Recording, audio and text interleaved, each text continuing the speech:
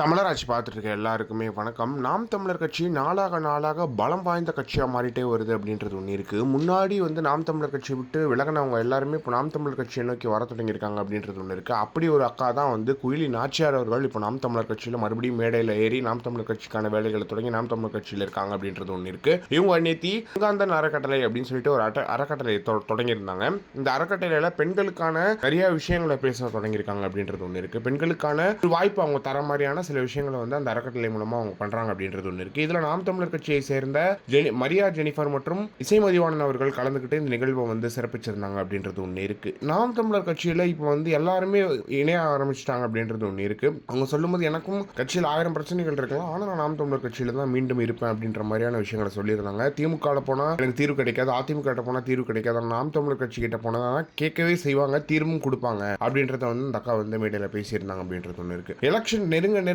நாம் தமிழர் கட்சி மிக பலமான ஒரு கட்சியாக மாறிட்டு வருது அப்படின்றது ஒன்று இருக்கு. என்ன காரணம் அப்படின்னு பார்த்தீங்கன்னா வந்து ஏற்கனவே கட்சியை விட்டு போனவங்க எல்லாருமே நாம் தமிழர் கட்சிக்கு மறுபடியும் வந்துட்டாங்க. சிலர் வந்து இப்போ ஜெகதீச பாண்டியன் போன்றவர்கள்லாம் வந்து நாம் தமிழர் கட்சிக்கு வரமாட்டாங்க. அவங்க நிறைய காசை பார்த்துட்டாங்க, பணத்தை பார்த்துட்டாங்க, அதனால அவங்க வரமாட்டாங்க. ஆனால் சின்ன சின்ன பிரச்சனைகள்ல நாம் தமிழர் கட்சி விட்டு போனவங்க எல்லாருமே மறுபடியும் நாம் தமிழர் கட்சியில் வந்து சேர்ந்து நாம் தமிழர் கட்சியில் மிகப்பெரிய ஒரு வேலையை செஞ்சுட்டு வந்துருக்காங்க அப்படின்றது ஒன்று இருக்கு. எனவே இந்த வாட்டி எலெக்ஷன்றது வந்து ரொம்ப பலமான நாம் தமிழர் கட்சி எப்படி 2019 21 எலெக்ஷன் எப்படி வந்து ஃபேஸ் பண்ணாங்களோ அப்படி ஒரு பலத்தோட இந்த வாட்டியும் ஃபேஸ் பண்ணுவாங்க அப்படின்றதுல எந்த ஒரு மாற்றமே கிடையாது. இந்த வாட்டி பயங்கர சம்பவம் இருக்கும் அப்படின்றதுல எந்த ஒரு மாற்றமே கிடையாது. இதை பத்தி நீங்க என்ன நினைக்கிறீங்க அப்படின்றது மறக்காம கமெண்ட் பாக்ஸ்ல சொல்லுங்க.